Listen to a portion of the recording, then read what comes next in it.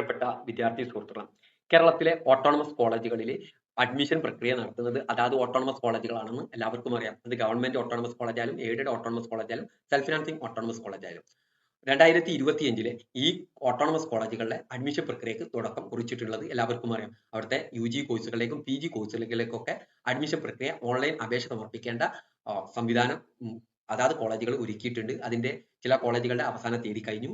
ചില കോളേജുകൾ അവസാന തീയതിക്ക് ശേഷം ഉള്ള merit rank list waiting rank list publish ചെയ്തു. ചില കോളേജുകൾക്ക് ഇനിയും അപേക്ഷിക്കാനുള്ള സമയമുണ്ട്. അങ്ങനെ വിദ്യാർത്ഥികൾ ഇനി ചോദിക്കുന്നത് ഇതിന്റെ അലോട്ട്മെന്റ് പ്രക്രിയ എങ്ങനെയെന്ന് ഒട്ടേറെ വിദ്യാർത്ഥികൾ ചോദിക്കണ്ടായി. അതിനെക്കുറിച്ചാണ് നമ്മൾ ഈ വീഡിയോയിൽ പറയുന്നത്. അബിൽ ടോക്സിന്റെ പുതിയ വീഡിയോയിലേക്ക് സ്വാഗതം. ഈ വീഡിയോ നിങ്ങൾക്ക് ഉപകാരപ്പെടുകയാണെങ്കിൽ എന്റെ ചാനൽ ഒന്ന് സബ്സ്ക്രൈബ് ചെയ്യുക. നമുക്ക് കാര്യങ്ങൾ നോക്കാവുന്നതാണ്. ആദ്യം നമുക്ക് എങ്ങനെയാണ് അതിന്റെ സ്റ്റെപ്പ് നോക്കാം. എന്ന് പറഞ്ഞാൽ അപേക്ഷ സമർപ്പിക്കേണ്ട അവസാന തീയതി കഴിഞ്ഞു എന്ന് കരുതാം. അപേക്ഷ സമർപ്പിക്കേണ്ട അവസാന തീയതി മെയ് 31 ആണെങ്കിൽ അവരൊരു റാങ്ക് ലിസ്റ്റ് പബ്ലിഷ് ചെയ്യാൻ ഒരു ഡേറ്റ് ഉണ്ടായിരിക്കും. ആ ഡേറ്റ് എന്ന് പറയുന്നത് ഒരു ഉദാഹരണമായിട്ട് എടുക്കുന്നത് ജൂൺ 5 ആണെങ്കിൽ ജൂൺ 5 അവർ റാങ്ക് ലിസ്റ്റ് പബ്ലിഷ് ചെയ്യും. റാങ്ക് ലിസ്റ്റിൽ ഒരു കോഴ്സിന്റെ സീറ്റിൽ ഓരോ കാറ്റഗറി വിഭാഗങ്ങൾക്കുള്ള സീറ്റ് ഉണ്ടാവും. ജനറൽ മെറിറ്റ് എന്ന് പറയുന്നത് ആ കോഴ്സിലെ എല്ലാ വിദ്യാർത്ഥികൾക്കും അവകാശപ്പെട്ടതാണ്. ആ കോഴ്സിന് അപേക്ഷിച്ച എല്ലാ വിദ്യാർത്ഥികൾക്കും. അപ്പോൾ ഒരു കോഴ്സിന് ജനറൽ മെറിറ്റ് വിഭാഗത്തിൽ 20 സീറ്റ് ഉണ്ട് നേരെ ഒരു ഉദാഹരണം പറയുന്നത് 20 സീറ്റ് ഉണ്ടെങ്കിൽ അവരെന്ത് ചെയ്യും? ആദ്യം മെറിറ്റ് ലിസ്റ്റ് ഇടും. ജനറൽ മെറിറ്റിന്റെ ലിസ്റ്റ് ഇടും. അതിൽ 20 ആളെ പേരുണ്ടാവും. എന്നിട്ട് 21ാമത്തെ ആൾ മുതൽ അത് വെയിറ്റിംഗ് ലിസ്റ്റിലായിരിക്കും ഉണ്ടാവുക. അങ്ങനെ ആ കോഴ്സിൽ കമ്മ്യൂണിറ്റി കോട്ട ഉണ്ടെങ്കിൽ കമ്മ്യൂണിറ്റി കോട്ടയിൽ 10 സീറ്റാണ് ഉള്ളതെങ്കിൽ ആ 10 സീറ്റിലേക്കുള്ള ജനറൽ മെറിറ്റ് സീറ്റ് അതിന്റെ കമ്മ്യൂണിറ്റി കോട്ട മെറിറ്റ് ലിസ്റ്റ് ഇടും.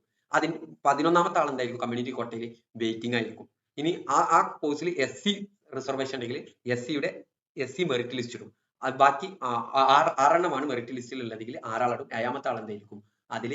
ഏഴാമത്തെ ആള് അതിൽ വെയിറ്റിംഗിലായിരിക്കും. അങ്ങനെ റാങ്ക് ലിസ്റ്റ് ഇടും. എന്നിട്ട് കോളേജുകൾ ഈ റാങ്ക് ലിസ്റ്റിന്റെ അടിസ്ഥാനത്തിൽ നിങ്ങളെ മെയിൽ വഴി അറിയിക്കും. നിങ്ങളുടെ മെയിലിലേക്ക് മെയിൽ വരും. ഇങ്ങനെ അലോട്ട്മെന്റിൽ റാങ്ക് ലിസ്റ്റിൽ ഉൾപ്പെട്ടിട്ടുണ്ട്, നിങ്ങൾക്ക് ഇന്ന ദിവസം അഡ്മിഷൻ ഹാജരാക്കുക. ചില കോളേജുകൾ മെസ്സേജ് വഴി അറിയിക്കും, ചില കോളേജുകൾ വെബ്സൈറ്റിലായിരിക്കും അറിയിക്കുക. അപ്പൊ നിങ്ങൾ ഓട്ടോണമസ് കോളേജിൽ അപേക്ഷിച്ച എല്ലാ കോളേജിന്റെ വെബ്സൈറ്റ് എന്നും പരിശോധിക്കാം. ഓക്കെ, എന്നും പരിശോധിച്ചാലാണ് എന്നാണ് അലോട്ട്മെന്റ് വരിക എന്നറിയാം. എന്നാണ് അലോട്ട്മെന്റ് കഴിഞ്ഞാൽ അലോട്ട്മെന്റിന്റെ റാങ്ക് ലിസ്റ്റ് വന്നു കഴിഞ്ഞാൽ ബാക്കി എന്താണ് ചെയ്യേണ്ടത് എന്നുള്ള വിവരങ്ങളൊക്കെ വെബ്സൈറ്റിൽ കൃത്യമായിട്ട് അതാത് കോളേജുകൾ അറിയിക്കും.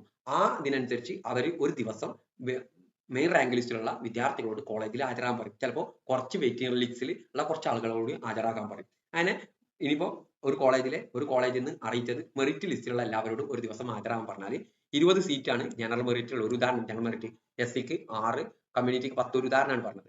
അത് പ്രകാരം മെറിറ്റ് ലിസ്റ്റിലുള്ള ആ 20 ആളില് 10 ആളാണ് അഡ്മിഷൻ ഹാജരായത്. 10 ആൾ അഡ്മിഷൻ ഹാജരായി, ബാക്കി 10 ഹാജരായി. ആ 10 ആൾക്കാരെ അതിൽ നിന്ന് ആ പ്രക്രിയയിൽ നിന്ന് പുറത്തു പോകും. അങ്ങനെ 10 ആള് ഹാജരായി, ബാക്കി 10 വേക്കന്റ് ആണല്ലോ. ആ 10 വേക്കന്റുള്ള കുട്ടികളെ ഫില്ല് ചെയ്യുക. ഏതിലൂടെയാണ്? 10 വേക്കന്റ് കുട്ടികളെ ഫില്ല് ചെയ്യുക വെയിറ്റിംഗ് ലിസ്റ്റിൽ നിന്ന് 11ാമത്തെ ആള്, 12ാമത്തെ ആള്, 13ാമത്തെ ആള് ആ രീതിയിൽ ഇങ്ങനെ വിളിച്ചോ അല്ലെങ്കിൽ മെയിൽ വഴിയോ നിങ്ങളെ അറിയിക്കും. ആ 10 ആൾക്കാരെ വെയിറ്റിംഗ് റാങ്ക് ലിസ്റ്റ് നിന്ന് എടുക്കും. അങ്ങനെ വെയിറ്റിംഗ് റാങ്ക് ലിസ്റ്റിൽ ആദ്യത്തെ 10 ആളുകളിൽ കുറച്ചാളെ വന്നിട്ടുള്ളെങ്കിൽ പിന്നെ ബാക്കിയുള്ള വെയിറ്റിംഗ് റാങ്ക് ലിസ്റ്റ് ഇങ്ങനെ കോൺടാക്ട് ചെയ്തിട്ടാണ് ഇതിന്റെ അഡ്മിഷൻ നടപടികൾ ഉണ്ടാവുക.